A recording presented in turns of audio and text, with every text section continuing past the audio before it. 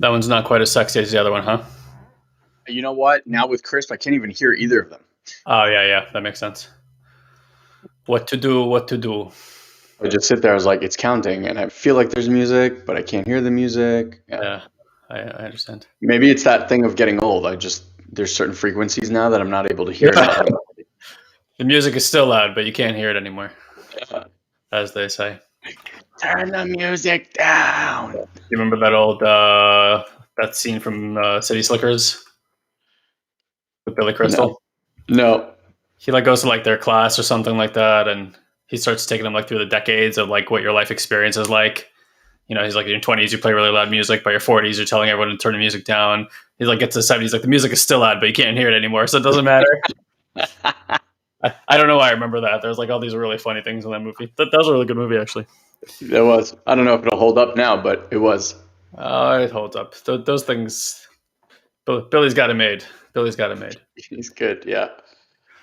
That's funny. That's actually what we're going to be talking about today, huh? Yeah, that's why I was So welcome everybody to today's podcast recording. I'm going to sit. I'm a little under the weather. And for some reason we're both wearing black today. Very ominous. It's that kind of day. It's funny how your mood will direct you to a clothes to wear.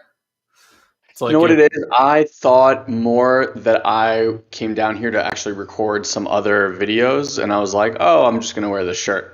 It's like my shirt, my recording video shirt. Because it makes you look thin. I just also think that black shirts with videos tend to work a lot better than light shirts. Contrast helps. That's right, guy. That's right, guy. So, so we thought Ilan made a transition in the amount of cycles he's done around our lovely sun, at least in this body. Yeah. And so I thought we would take an opportunity to interview this man. I know him, but maybe not anymore. Maybe now that he's transitioned. Maybe he's a different person by now. Anything, I'm open to all possibilities, but maybe at 40, you French dip and that's it. That didn't happen yet. We won't even explain what that means. No. You guys Google French dip and report. Isn't that an actual term? I think it was also. I have a weird feeling too. That was I think it was a Robin Williams. That was some comedy skit that we watched. And it was probably with Billy Crystal on stage when they used to do the old that comedy thing where they would raise money with him and Whoopi Goldberg. Oh yeah, it could be. That seems very vulgar for that event, though. Oh, you don't remember that event? They were extremely vulgar at that event. They would come out, and I was like, "Wow, these people are dirty." I was young, and Billy Crystal had this squeaky clean image, and then before you know it, they're all between Whoopi's legs, that I remember. That's one of the few scenes I remember where they were talking like her vagina. Yeah, exactly. Yeah, they were vulgar. Anyway, so this super valuable podcast that we're recording here. I promise we're going to get into it. Good luck, editor. So I thought we would take an opportunity here because like every decade kind of has its own flavor. It's things that you focus on, things that seem to be important to you. Ilan is not just going through a big age transition right now, if you want to call it that. That sounds terrible. He's going through an age transition. It even matters. like hitting 40 even matters. I don't know why we accumulate this value to a particular decade. It's all not just one thing. If we didn't have ages, this is interesting. If we didn't have age, right? You'd still have defining characteristics of a human being. How would we interpret age without a number? Go tell everybody. Well, I think the first like big marker would definitely be kind of like puberty, right? So there'd be like this train. Well, it would probably be like pre-walking, then walking, Right. and then probably into like puberty, where your body would like physically change. Um, yeah, and then after that, I mean, like I don't even know how we would. I mean, I could say in today's world, but I'm trying to think like kind of like when we were just cavemen and women. What would we look for? I So guess like it would seem to me we'd probably treat it like seasons. It's like, oh, the leaves are starting to fall. Oh, it's starting to get cold in the air. We would have these like, oh, they're growing hair under their armpits, like it'd that's be it. hair, That's what I'm hair saying. Yeah. season, right? And then it's like, oh, the beard season. This for men, obviously here. Um, going to say some weird stuff over there about women. Leave that off the table. But yeah, so yeah, it would be like seasonal, right? Anyway, so Elon's entering his what we call now the 40s season, and like I remember for me, but before I ask you questions here, like when I was in my 20s, I would look back towards my teens, and when I was like 25 years old, I used to reminisce about how I thought about 25-year-olds when I was like 17 years old, and I'm like, God, those people are so old, like ew, ugh. But they like I thought they knew something. Then I became 25. I'm like, I don't know anything. Like, why did I ever think these people were old? I'm like, this is ridiculous. I'm like, I feel younger now than I did at 17. Because I think at 17 you think you know something. At 25 you realize you know nothing. So you're like, I'm lost in this space, and then you think you're supposed to like know who you are by the time you're in your 20s. But as I like rounded towards 30, I thought to myself, I'm like, man, I just spent that whole decade really figuring out who I was. And in my 30s, I Yeah. started feeling like I knew who I was. Yeah. Um, that's grown. So I'm wondering, like, what is that reflection now, being 40 years old? Um, that maybe you had like preconceptions about it when you were 20 or 30 years old. That now you're there, and it seems a little different, maybe. Yeah. It seems a lot different. I'll say like on a physical front, one of the biggest things I remember, and this was actually, do you remember Luke? I don't remember the last guy's name, but the guy the postcards guy. Do you remember we learned from Yeah, him yeah, for a yeah, yeah. little I while? do. Okay. Yeah, So he had posted a picture when we were so we must have been like, I must have been like 30, 31, whatever. And I remember he posted a picture side by side of himself at 30 and he had just turned 40, or it was like 32 and 42, whatever it was like 10 years apart. And he was in better shape at whether it was 40 or 42. I remember he had like a topless shirt on and he had abs and the whole thing. And I vividly remember, I actually messaged him thanking him for that picture because I vividly remember thinking that once I hit 40, like all this body stuff and like being super fit and having abs and like all that stuff, I just figured by like the time I'm 40, up until I saw that picture, that it just goes bye bye.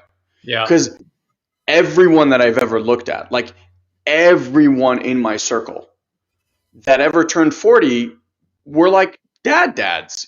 They were yeah, like, they had some gray hairs on them. They were already kind of like their body was letting go. Like they may have been in shape, but they didn't have six pack abs. yeah, And this guy posted this picture and I remember sitting there going like, wait, shit, that's possible? Like I just actually remember that feeling of like my brain restructuring.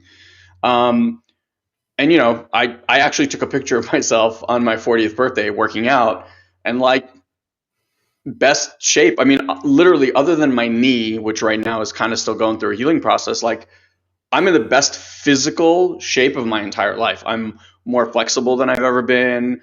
I'm stronger, not in like I can like do a 400-pound squat stronger, but like stronger in all the ways that I want my body to be stronger to do the things that I wanted to do for an extended period of time.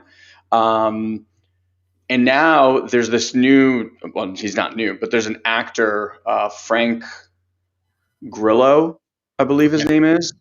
And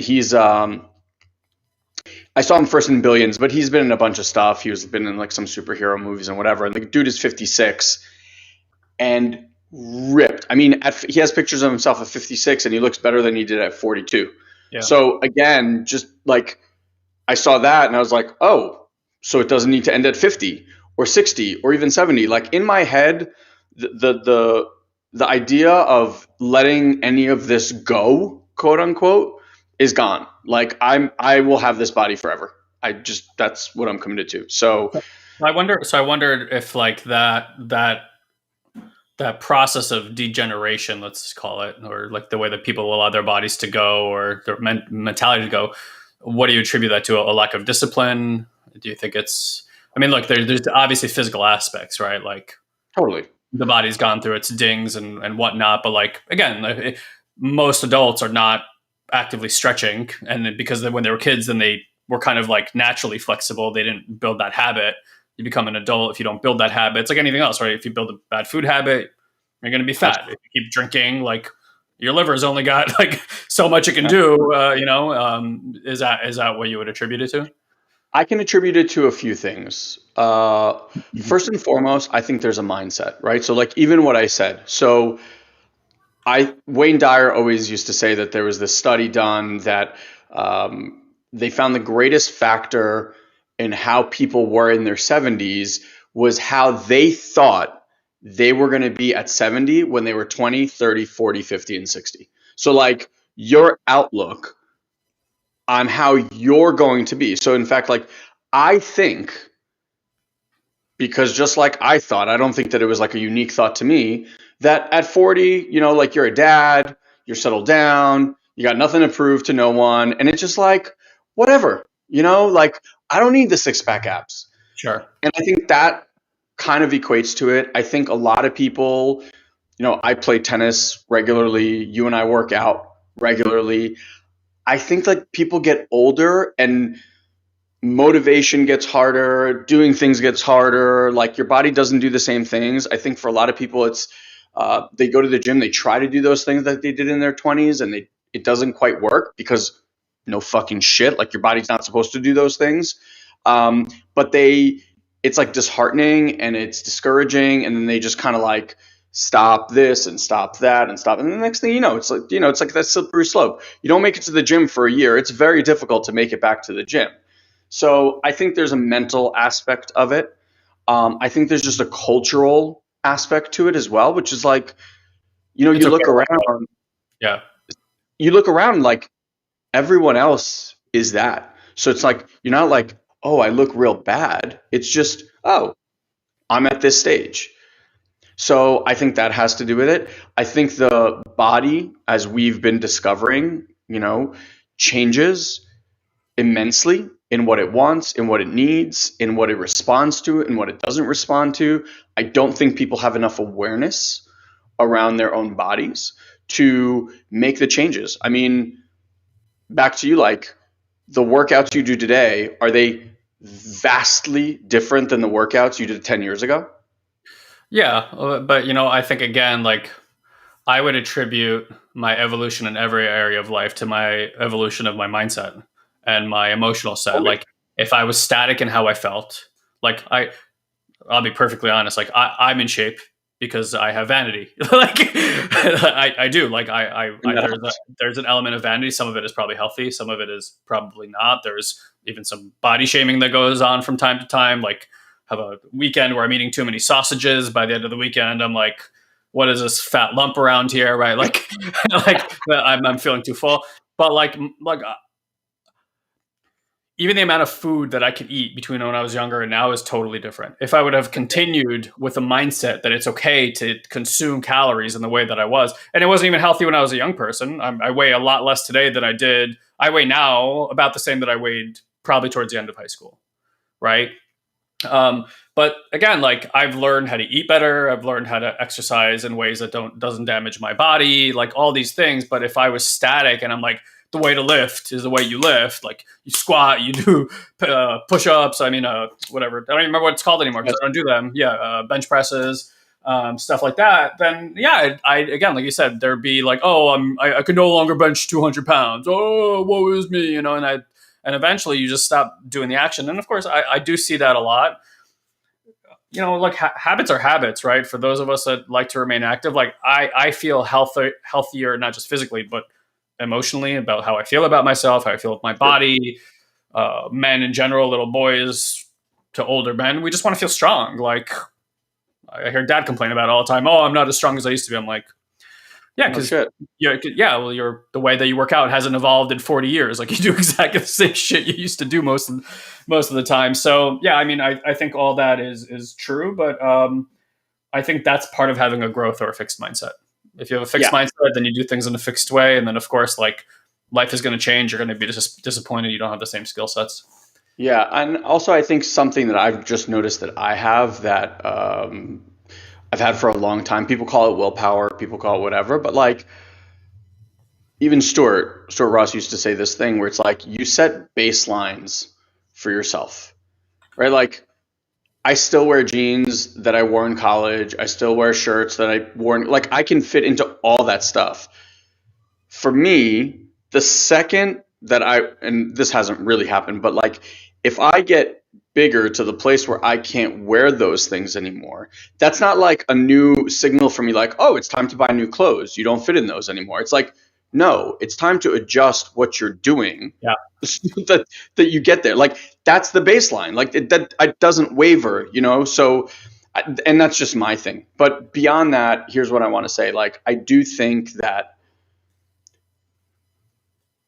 there's a mental aspect to feeling well, like a whole thing. And this is what I shared with Guy before we even got on. Like everyone's been asking me, you know, what do you want for your what do you want for the new decade? What do you want for the new decade?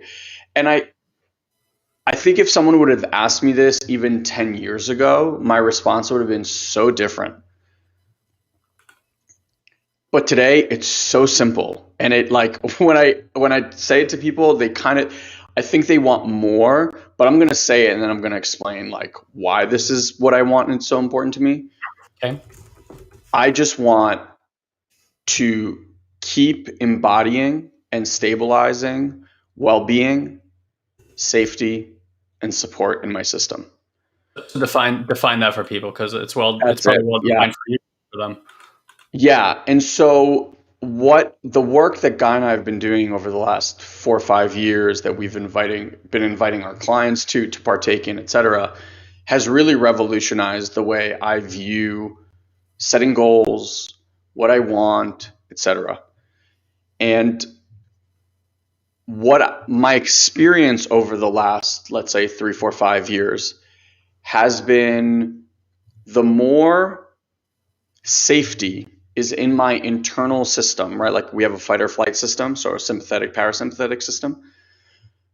The more my system's in a relaxed state, the less triggered I am, the less stress is on my body, uh, the more alive I feel, the more energy courses through me, the better I can show up as a father, as a husband, as a brother, as a son, as a coach and mentor to others, right? Like all of those things are wrapped in when you feel good, you can be good out there.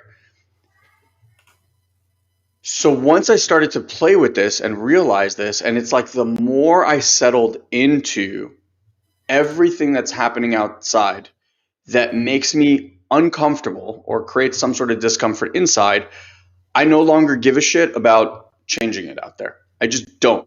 It's simply this signal. It's like an alarm clock goes off, and the alarm clock signals for Ilan to go inside and find more, deeper levels of safety, deeper levels of well-being, deeper levels of support. And what I found is as I do that, the external situations work themselves out. You know, so Guy was talking about like a transition. The transition that I think he was talking to was the fact that I am moving at the end of July to Florida. So we're basically closing a chapter. My wife and I have been here at this house now. It will be for 13 and a half years. And we're literally closing that book and putting it on a shelf and traveling south and starting something new. And for a lot of people, while they look at that and they're like, oh my God, that's amazing. Like, I would love to do that. And then my next question is always like, what's stopping you? And then come the litany of excuses, right? Like all the things. And so a friend of ours took us to the side on my birthday and he goes, I got to tell you, like, I know everyone around you is sad and And I totally understand that. He goes, but I just want to tell you, like, in order to do something like you're doing, takes so much stability to be able to even take that step. So a lot of people talk about it and want to do it, etc., but they're so fucking scared to take that step. So he goes, the fact that you guys are able to do what you're doing right now speaks so much to who you are as people, who you are as a couple, who you are as a family, etc. And I sat there and I was like, damn, like I couldn't believe that someone from the outside could even perceive that. And that all comes from what I was talking about. Like, I didn't plan that move. It wasn't on my vision board. It wasn't even on my fucking radar. My cousin was here. She goes, what happened? She goes, every time I asked you about moving to Florida, you were like, fuck no. I hate Florida. And I did. But being there in that, we lived there for like 2 months, right, during the winter, and like it changed everything, and I'm not fixated on like this is how life is and this is my opinion and this is the only way and I have to be right about it. Like, I was there and I was fucking happy. I looked at my wife, she was happy, my kids are happy. I was like, let's go look. That was it. It was that simple. Because again, going back to what I said earlier, like when there's safety internally and you don't look for safety by what's happening outside of you, right? Like if I said to you right now, hey, I'm going to uproot your life. Your house is gone. Your potential for income is going to change. Like everything is going to be uprooted. That is going to send your system into an absolute tizzy. And it did for me too. However, I know how to like give that sense of safety, give that sense of well-being internally so my system can relax. And every time it does that, it's almost like the rubber band expands, right? Like what it's capable of holding safety and stability and well-being through just gets expanded. And because of that, what I'm noticing is my life just keeps expanding, and it expands so effortlessly and easily. When I tell you like the magic that has taken place in order to get us to Florida, it's insane. It's just absolutely insane. Yeah. And so in a time where those kind of things are actually rather difficult for people, like absolutely transition. I mean, when I'm talking specifically like real estate and buying and selling homes and stuff like that right now. Yeah. It's just been absolutely like this like magical, effortless ride where everyone around us is like, wow. My friend from out here goes, his wife wanted to do something and he's like, just do what Ilan does. Ask the universe. And I was like, I was kind of chuckling, but I was like, it's amazing that other people look and see how effortless it is for me, because it really is. And so this is what I want to say, like in my 30s, well, I spent my 20s into kind of like my mid 30s in the world of wanting to understand everything. I wanted to understand how the world operates. I wanted to understand how I operate. I wanted to understand how other people operate. Like it was all in this mental, I wanted information to figure out how everything works. Yeah. And I think a lot of people, like, it's engaging, it's interesting, it's fascinating. And I think a lot of people get stuck in that world. When we started doing plant medicine, I think that was kind of the first time that someone snapped me out of this world of like mental and understanding and into something so beyond. I could not, like, the brain just could not. It was the most profound experience, and the brain could not make sense of any of it. Like it could not understand how it happened, why it happened, how this tied to this, but it was just so powerfully true. Yeah. That I couldn't argue with it. It wasn't like, oh, because I can't understand it, it's not real. It was more real than anything I've ever experienced, and I could not explain any of it. And I think that was the first time where I was like, okay, there's way more to this than understanding. And that, I think, kind of started to take us down this path of energetics and somatic work and the, internal family system stuff that we do, like all that kind of world. And now, as I transition into this new decade, I'm so not interested in understanding anymore. Like, I really don't give a shit. I don't give a shit how things work. I don't give a shit why they work. I don't give a shit why people work or don't. I honestly don't care about any of it so much. What I am so drawn to is feeling things, accepting things, and allowing things. I said to my coach, and I've even shared it with some of my clients. I'll share it with you guys. Like, we live in a world as humans where the things that are going well in our lives we want to hold on to, and we want to hold on to them forever.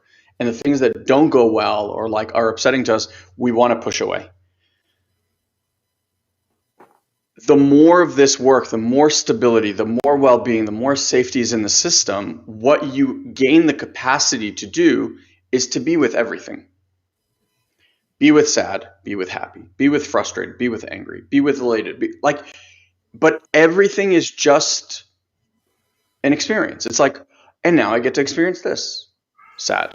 And now I get to experience this, anger. And now I get to experience this, disappointed. But I'm not like, oh my God, I'm sad, get this away. Let me work through my reframe thing so I can like, because what I've realized is even that, even the reframe and the mindset stuff that I've done takes energy. It takes resource. And so now that I've basically taken all that resource that I've been expelling out over all this time, and it's just back in. And that life force just keeps staying within.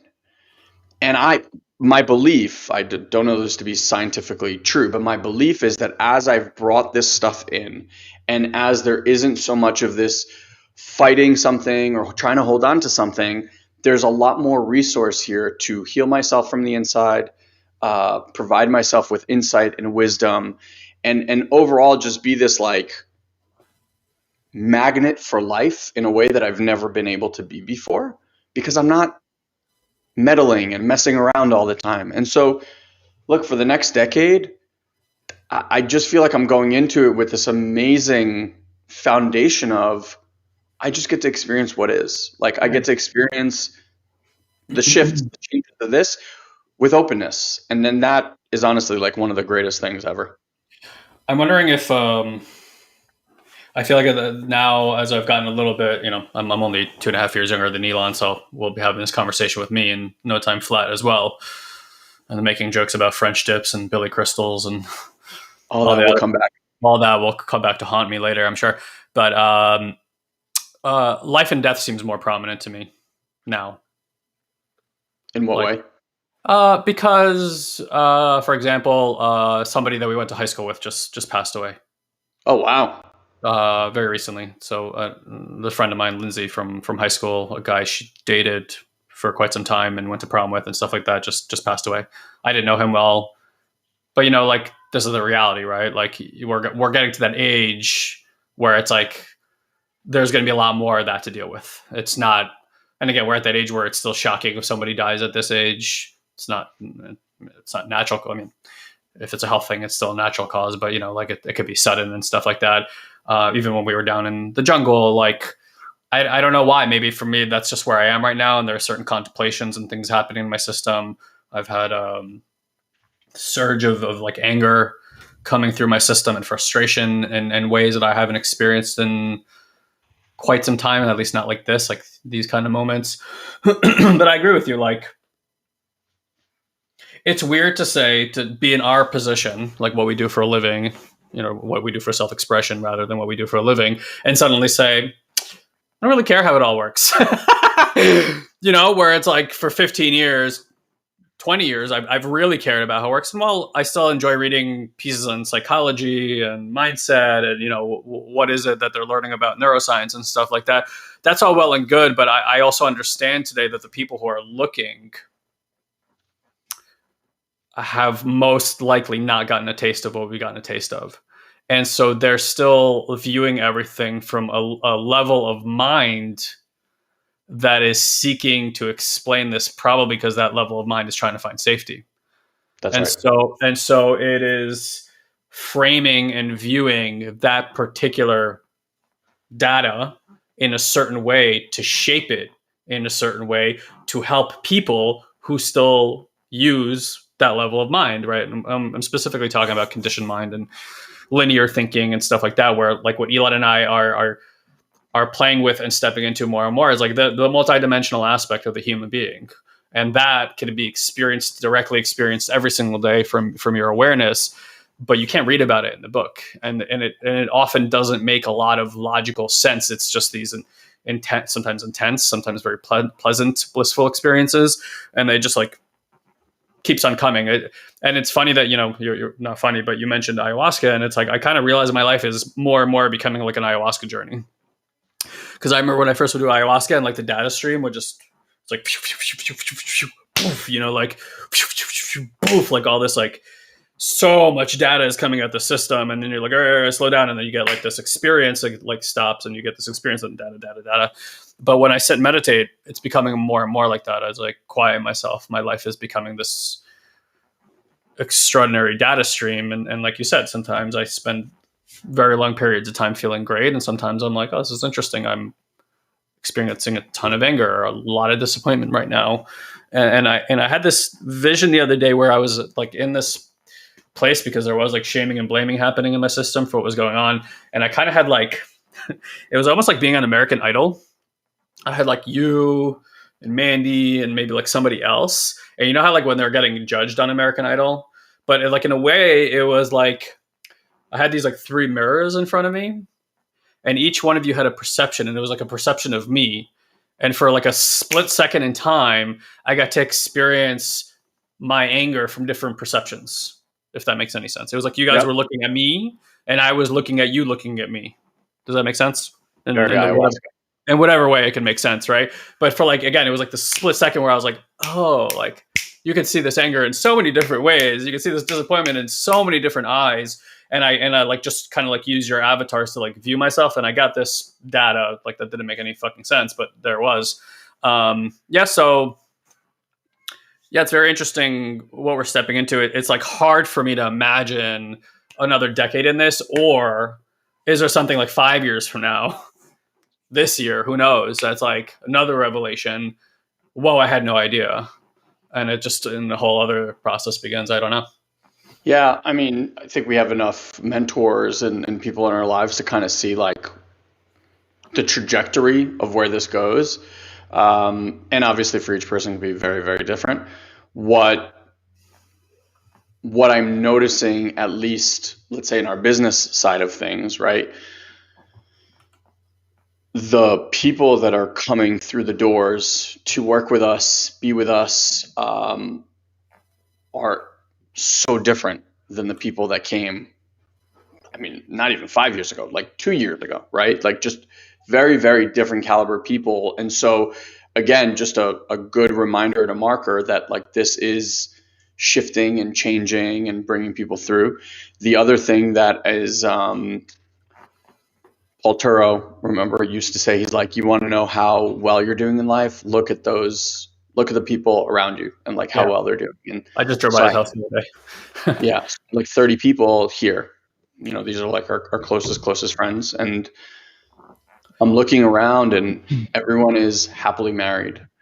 Everyone has really, really good home life. Everyone is kicking ass in business. Like I'm looking around the room, we have like doctors and lawyers and business people and analysts and like people in government, like literally everything that you can imagine. Everyone is just, they're with their life partner. Yeah, they're working through stuff. Obviously, like we're all working through stuff, but like everyone's fit, everyone's healthy, everyone is smiling, everyone's happy to be out. And I just sat there and I was like, these are my people. Like, and if what he said is accurate and I can judge my well-being by this group that I'm around, like I've never been around a happier group of people. Like every other group of friends that I know, that there's this divorced couple and this couple fucking hates themselves. And it's like, I don't live around that. Yeah.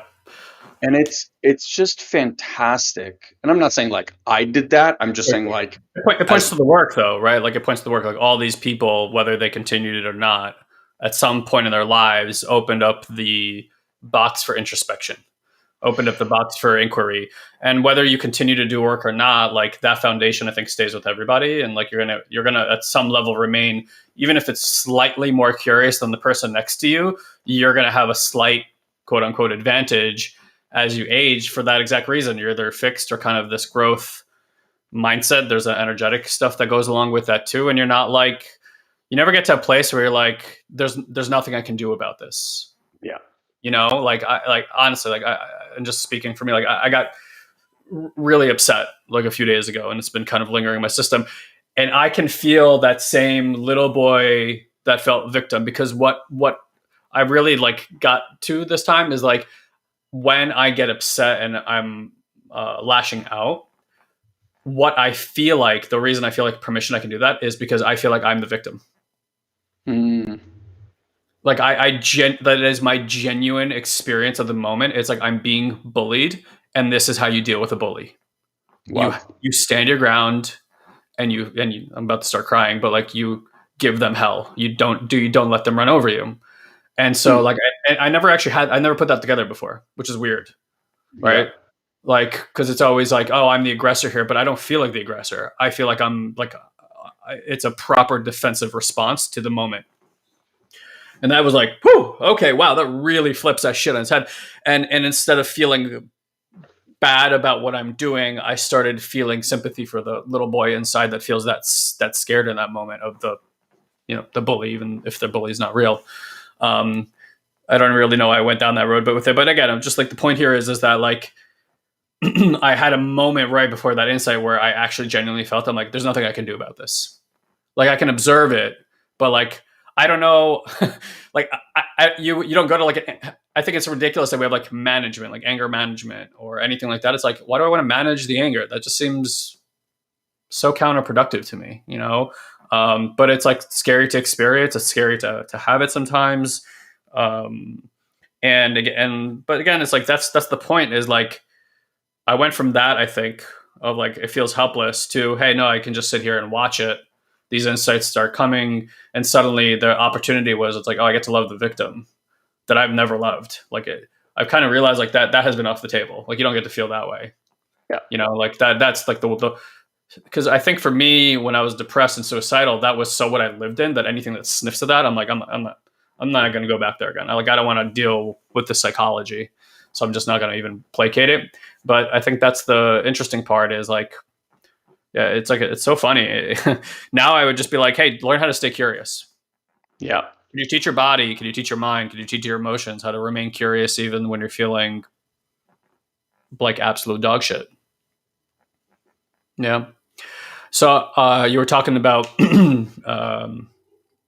friends, right? And obviously, like, probably the most difficult part is leaving community. So I just kind of like walk me through what's going on with that for you. Like most people, yeah. Granted, just give context here, right? Like we've always been very fortunate. Like for anybody who's spent time in the Northeast and New York area, like everywhere else, there's a certain kind of culture and society and whatnot. And we were all doing a lot of personal development work together from a reasonably young age. And so we became somewhat aware. I don't want to say we were like super cognizant, but somewhat aware. And so there was over the years, as that became more prevalent in our peer group, there was a palpable difference between our peer group and a lot of what people saw. And honestly, simple things like we just didn't gossip. Like we didn't gossip at each other. We actually had like a no gossip rule. Like that was just, if you had something to deal with somebody, you just had a conversation with them, but like no gossip. And so when other people would be around our peer group, they would always be like, what's happening around here, right? Yeah. And that's kind of how we like picked up certain people along the way, like an amoeba that had this kind of different energy that would just like scoop people up and like bring them into this world. And I remember that very distinctly, even when I was in my early 20s. And so I'm saying that because these people that Ilan is leaving, who I left 8 years ago when I moved to California, and also went through this kind of transition, our family. Before I was watching this will work together, but I was watching the Friends reunion on HBO yesterday, which I didn't think I was going to get sucked into, but I totally got sucked into. And they were talking about that the premise of the show was that part of your life where your friends are your family. And so, Family. yeah, or your family. And so the show had to end when they had kids, which is how the show ends, when they're like starting to have babies, because the moment you start having babies, your family becomes your family, and your friends, you kind of like leave that part of your life. But in a certain way, Ilan has kind of kept this peer group going and this family group going. So it's a really tight knit group, and it's a really difficult situation, as it is for anybody to leave, peers. But yeah, I'm just curious, like, how is that now? I'm sure it's hard to imagine. Yeah. So I guess it depends who you ask. We had like 30 people here, and it was pouring rain all Memorial Day. So for the first time ever, we actually had the party inside, and so we built like a horseshoe dining room table in the main fireplace room. So like we cleared out all the furniture and we just put like 5 huge tables. So we all got to sit together and have dinner together. And so people were getting up and saying toasts, some to me, some to Fanny and I, some to the house. It was just this really beautiful. And like, I think we cried basically every like 5 minutes when someone got up to say something else. It was really, really moving. This is what I said to them. I said, I think that, and Marcy kind of highlighted this for me like a while back with our grandparents, but she's like, there are constructs that we all have about what a relationship is, what a relationship looks like, um, especially when it comes to like time, distance, quality time, quantity of time. Like it's just this rules that we make up. Like this is what a friendship needs to look like, and you need to talk this many times on the phone and see the people this many times. And I feel like this move is in a way for everyone, like all of our friends, going to be this dismantling of a lot of those predetermined constructs of like what a friendship gets to look like, feel like, et cetera, et cetera. Um, these aren't new friends. Like Eugene and I, he was here. We've been friends for 25 years. Leon and I have been friends for 20 years. Like, there's people here that we have enough history and experience and whatever that like these relationships aren't going anywhere. And so what I offered is that we all get to explore newly what relationships can be like and what is a relationship. And that's all something that I think we get to be curious about and explore. What I'm super excited about is, like, while I love the moments that we got to meet in New York City and go to a restaurant for a night out or, meet somewhere in a park for a few hours or whatever, like, that's probably not going to happen anymore. Right. But in lieu of that, now when I go to see someone, chances are like I'm going to go to my best friend and we're going to sleep there for the week, or they're going to come to us to Florida and they're going to be with us for the week or 5 nights or whatever it is. And instead of this like, oh, let's meet for dinner, it's like 4, 5, 6, 7 days of just quality time being together. Yeah. And so in a selfish way, it's like I would much rather spend a week with someone that I love than 4 hours with someone that I love every, month or 2 months or whatever the hell it is. So yeah, like, Leon said, like the thing he's going to miss is just like the fact that we get to meet on a Thursday morning and go play tennis, and like, we won't be able to do that. And I get that. Like, that is sad. For those 2 hours, like we get to play and shoot the shit and blah, blah, blah. And the amount of quality time gets up leveled because it is so, I mean, even like for you and I, when you left, it was honestly like probably the most painful thing. I had to stop on the side of the road after dropping you off at the airport. I couldn't get myself together. I remember. And we've in a way like refigured out what our relationship is. And luckily we get to work together. So we're in each other's lives constantly, which is amazing. I think a lot of people don't have that. And even beyond that, we've always found ways to meet all over the world for days upon days at a time, multiple times a year, and actually spend quality time with each other instead of just hey, you want to whatever, go out to dinner somewhere with 8 other people. It's Yeah. it changes, it shifts. I think we have an amazing crew that they're all dying to come visit us. They all come visit us there anyway. But yeah, there's just sadness, I think, right now. I know the last weekend that we're here, we're going to stay at our friend's house when we sell the house, or when we relinquish the keys to the house. And I told my friend flat out, I was expect a lot of tears. Sure.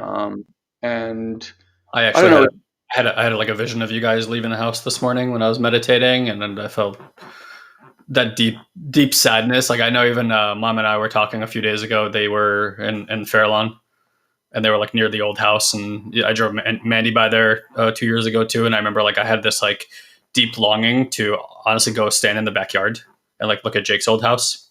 Yeah. And then I thought about knocking on the door and being hey, I know this is an odd thing. Can I go inside and go up to my room that I used to have? And I started feeling that sadness again for that time of our lives. But that's just part of being human. And it does feel energetically that part of your life was just tying up. It's so funny, you said, nobody expected it, but I had said, right, I'm this something here is going to move when things are like that, it's going to move. There's also something to be said about the Ferdmans, you, me, mom, dad. We've always opted for new experiences. We've always been great with change. We look for it. I mean, you look at our life history. I mean, mom and dad have moved 3 countries already in their lives. And every X amount of years, they just have a big move to a different house, a different city, a different country. That's just, it's almost programmed in. Yeah, I will just say also from the work that we've been doing, and it's interesting because Fanny felt it too. When people are why are you moving? This is the funny story. It's someone's oh my God, you're moving to Boca. Don't you love this? And don't you love that? And have you seen this? And I was I haven't even been to Boca. I don't even know what's there. I don't know the rest. I haven't, other than driving the main strip, I don't know shit about Boca. So I get to go and explore. I really don't know about the town. Everyone's told me it's fantastic. I'm excited to explore, right?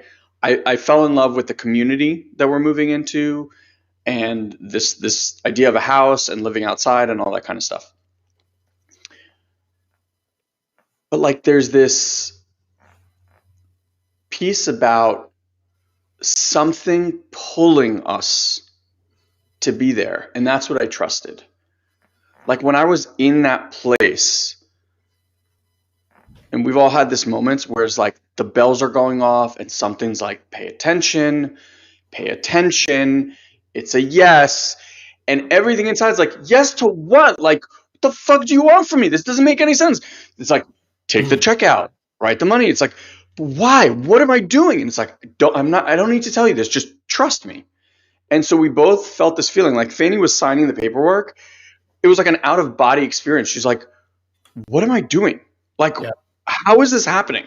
It's it's like falling in love, right? It doesn't make any fucking sense. You're about to get into a relationship. You haven't thought about every aspect of what could go wrong or what could go right. You're just I know I want to be here with this person, hell or high water, whatever. Yeah. And then we started walking that path, and it's just when you're on the path, we say this all the time to our clients, when you find your path and you begin to walk it, it's the universe rolls out a red carpet for you.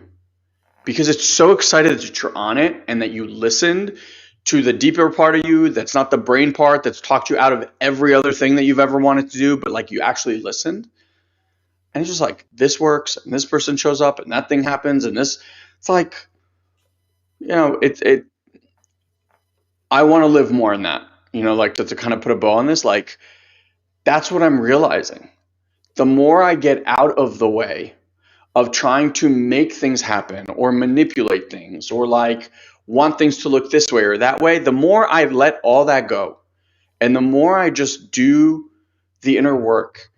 And when something inside doesn't feel quite safe or it feels a little sad or upset or angry or whatever at the situation, I'm just like, oh, this is the time to just go and sit and be with that internal piece, whatever that piece that's being highlighted, and give that piece what it's wanting. Because it's not wanting this person to go away or that thing to change. It doesn't care about any of that shit. It wants you to pay attention. And as I've learned to just pay attention, I get into these places of just deeper and deeper levels of well-being. And from that, I just get to simply watch this unfolding.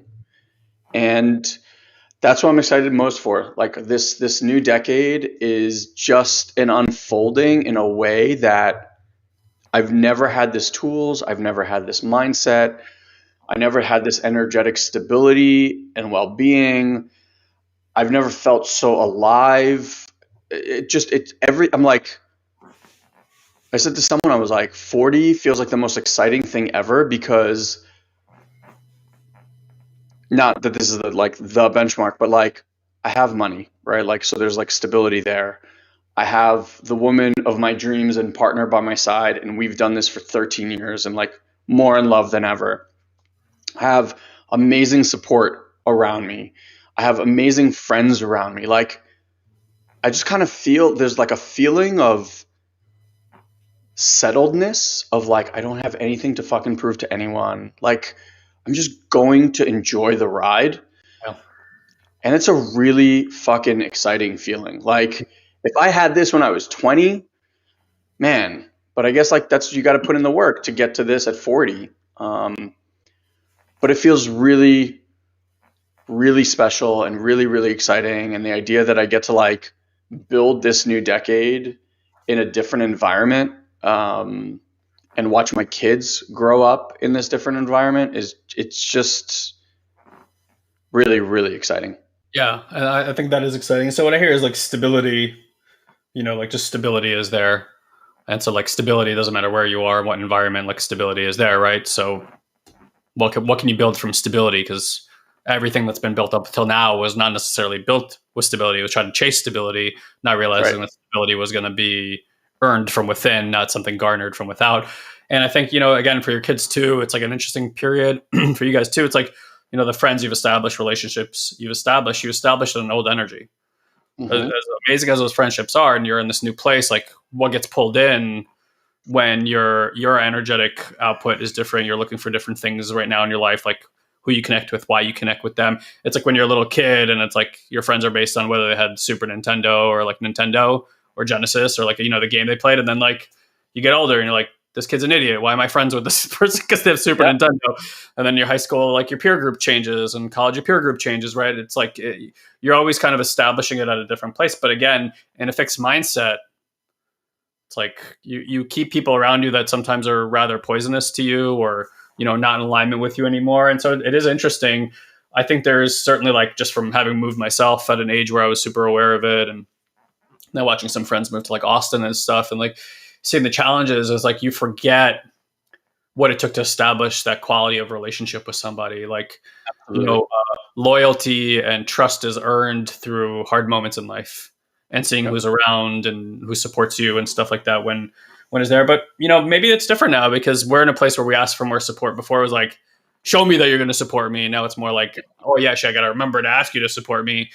And so, like, I think East Coast, West Coast, like loyalty is a very East Coast trait, believe it or not. I mean, I'm not saying there's no loyalty in California, but it's like that, like ride or die shit is seems like a very East Coast thing, where over here people are like, I'll just go with the flow, like whatever.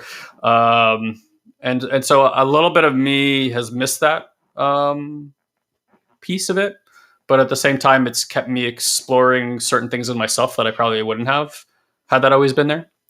So everything's got give and take, like you said, and I think for you, if I could tell you anything, like knowing how you've been about reaching out to people and stuff like that, now that's not a given anymore. Yeah. Like you have to consciously choose that. Like I noticed that too. Like people that I really long for and I've wanted to establish those relationships, I'm like now really looking like who do I really want to talk to on a regular basis, and I'm reaching out a lot more to those people, even some that I love, and I'm trying to reestablish some of those connections where that becomes more of a habit for both of us to like reach out. But before I was always like, oh, they got to do it. Now I'm like, you know what? No, like I will create that habit between the two of us, Yeah. whether they choose to or not. And that's what I would just say. Like if that's important to you, like, that step is going to be important to you too.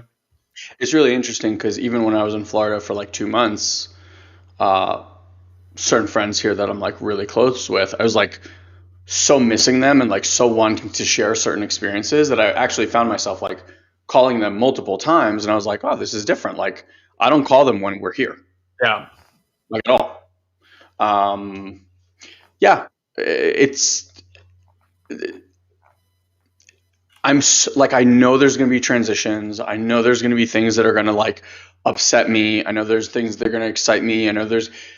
I'm just honestly at a place where like again like and now this, like and now upset and now frustration and now being really pissed off and now being really blissful. Like I'm just like okay, it's just going to be an experience and I am so grounded in that I can be with any fucking experience. I have a dream team of people to support me. I have an amazing family. I have amazing friends. Like, Yeah. I just feel so stable and grounded in knowing all of that. That like, yeah, here's to the next decade. That's beautiful. So I say we start wrapping it up there. And for those of you guys who are listening, will listen at any point in time. Just so everything that we're talking about here, Ilan's sharing, these are personal experiences, and honestly, I hope you kind of get the wow of it, because like 3-4 years ago, to be having the conversations from where we're having the conversations, like you could say this stuff and think about it and hope for it, but like everything Ilan's sharing here, these transitions, the stability, it is all a reflection of the work that we get to do here at Satori Prime. And it's like when we see the work that we do here at Satori Prime, this is the work that Ilan and I are doing internally. The self-expression, what Satori Prime is a self-expression of those lessons and that wisdom and those experiences that we get to share, because that's the best part of life, is like deeply sharing what you care about with others, right? We are in a very fortunate position, yes, for all the friends that are doctors and lawyers, it's amazing, but like I don't know, maybe for some of them that is their self-expression and that's the means to their life. But for a lot of people, even though you're in a great profession, you may not get to experience what that's like to serve from your heart. And so I want to invite you guys, because if you enjoy this conversation, if you want to start getting tastes and these levels of transformation, stability, well-being in your system, it's why we hold live events. And we've transitioned this model to make it a lot more accessible for people. As of this filming, there's one event coming up in 2 days, but you can go to this website at any time and just look for when the next event is going to be. So if you guys head over to satoriprime.com /live, you can get tickets to our next live event that comes with some training you can take advantage of instantaneously. So the moment you buy a ticket, we'll send you membership access to some of the training that we have been intensely doing for 5 years. And you want to watch that before you come to the 1 day intensive with us, where we start giving you the actual experiences and direct tastings of some of these frequencies and stabilizing a much higher level of awareness practices that most people just don't have access to. So again, if you're watching this, you're inspired, you want to get a taste of that, we really welcome you to come and sit with us for a day, see what it's all about. If it's not for you, we have a full satisfaction money back guarantee. But our intention is always to completely not just be like, oh, that was interesting. It's like, knock your fucking socks off. So come get your socks knocked off. Come see what this level of stability and well-being could taste like for you. Thank you guys for listening here as always and your attention. We love you very much. And we'll see you at the next episode. Take care, everybody. Thanks for sharing.